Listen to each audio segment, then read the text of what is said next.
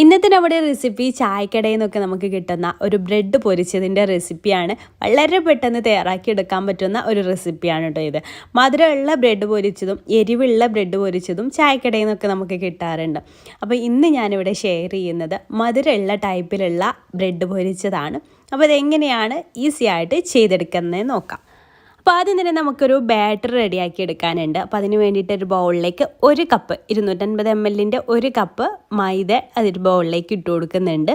ഈ ഒരു ബാറ്റർ നമ്മൾ തയ്യാറാക്കി എടുക്കുന്നത് ഏകദേശം ഒരു 8 ബ്രെഡിന് വേണ്ടിയിട്ടുള്ള ബാറ്ററാണ് കേട്ടോ. പിന്നെ അതിലേക്ക് നമുക്ക് 1 ടേബിൾ സ്പൂൺ അരിപ്പൊടി ചേർത്ത് കൊടുക്കാം. ചെറിയൊരു ക്രിസ്പിനെസ് കൂടെ കിട്ടാൻ വേണ്ടിയിട്ടാണ് നമ്മൾ അരിപ്പൊടി ചേർക്കുന്നത്. പിന്നെ ഒരു 1/4 ടീസ്പൂൺ മഞ്ഞൾപ്പൊടി ചേർത്ത് കൊടുക്കുക. അത് കളറിന് വേണ്ടിയിട്ടാണ് കേട്ടോ. കളർ വേണ്ടാന്നുണ്ടെങ്കിൽ അത് സ്കിപ്പ് ചെയ്യാം. കളർ കൂടെ ഉണ്ടെങ്കിലേ അത് ഭംഗി കിട്ടുള്ളൂ. പിന്നെ അതിലേക്കൊരു 2 ടേബിൾ സ്പൂൺ പഞ്ചസാര ഞാൻ ചേർത്ത് കൊടുക്കുന്നുണ്ട്. ഇതൊരു മീഡിയം മധുരമാണ്. അപ്പോൾ നിങ്ങൾക്ക് ഇതിലേറെ കുറച്ചുകൂടെ മധുരം വേണമെന്നുണ്ടെങ്കിൽ ഒരു 3 ടേബിൾ സ്പൂണൊക്കെ പഞ്ചസാര ചേർത്ത് കൊടുക്കാം. അതിനുശേഷം നമുക്ക് ഈ ഒരു ബാറ്ററിലേക്ക് കുറച്ചായിട്ട് വെള്ളം ചേർത്ത് കൊടുത്തിട്ട് ഈ ബാറ്റർ ഒന്ന് കട്ടയില്ലാതെ ഒന്ന് മിക്സ് ചെയ്തെടുക്കാം. ഒരുപാട് അങ്ങ് ടൈറ്റും ആവരുത്, ഒരുപാട് അങ്ങ് ലൂസും ആവരുത് കേട്ടോ. ആ രീതിയിൽ വേണം നമ്മുടെ ബാറ്റർ കിട്ടാൻ വേണ്ടിയിട്ട്.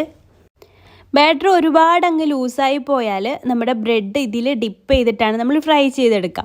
അപ്പോൾ ബ്രെഡിൽ ആ ഒരു ബാറ്റർ കോട്ട് ചെയ്ത് കിട്ടിയിട്ടില്ല എന്നുണ്ടെങ്കിൽ ബ്രെഡിൽ എണ്ണ നന്നായിട്ട് കുടിക്കും കേട്ടോ. അപ്പോൾ അത് ശ്രദ്ധിക്കുക. അപ്പോൾ നമ്മുടെ ബാറ്റർ റെഡി ആയിട്ടുണ്ട്. ഇനി കാണാനൊരു മൊഞ്ചിനും ടേസ്റ്റിനും ഒക്കെ വേണ്ടിയിട്ട് 1 ടീസ്പൂൺ എള്ളാണ് കേട്ടോ അതിലേക്ക് ചേർത്ത് കൊടുത്തിട്ടുള്ളത്.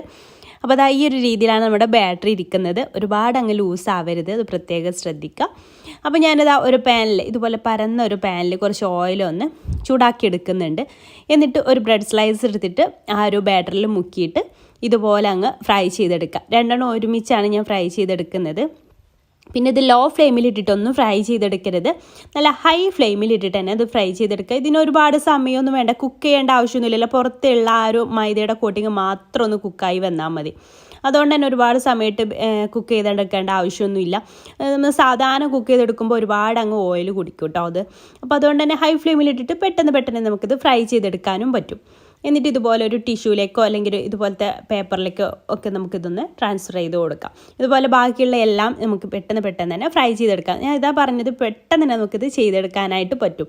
ഈസി അല്ലേ, ബാറ്റർ ആയാലും എല്ലാം നമ്മുടെ വീട്ടിലുള്ള സംഭവങ്ങളൊക്കെ തന്നെയാണ്. ഒന്നും പുറത്ത് നമ്മൾ എക്സ്ട്രാ ഇതിന് വേണ്ടിയിട്ട് വാങ്ങിക്കേണ്ട ആവശ്യമൊന്നുമില്ല. അപ്പോൾ ഈസി ആയിട്ട് നമുക്ക് ചെയ്യാൻ പറ്റുന്ന, കുട്ടികൾക്കൊക്കെ ബ്രെഡ് വെറുതെ കഴിക്കുന്നതിലേറെ ഇതുപോലെ ഉണ്ടാക്കി കൊടുത്താൽ കുട്ടികളും കഴിച്ചോളും.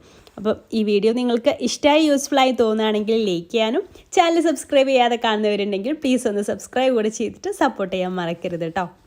പിന്നെ നമ്മുടെ വീഡിയോസ് നിങ്ങൾ FBയിലാണ് കാണുന്നതെങ്കിൽ പേജ് ഫോളോ ചെയ്യാനും മറക്കരുത്. അപ്പോൾ ഇൻഷാല്ലാ പുതിയൊരു നല്ല റെസിപ്പി ആയിട്ട് നമുക്ക് അടുത്തൊരു ദിവസം കാണാം.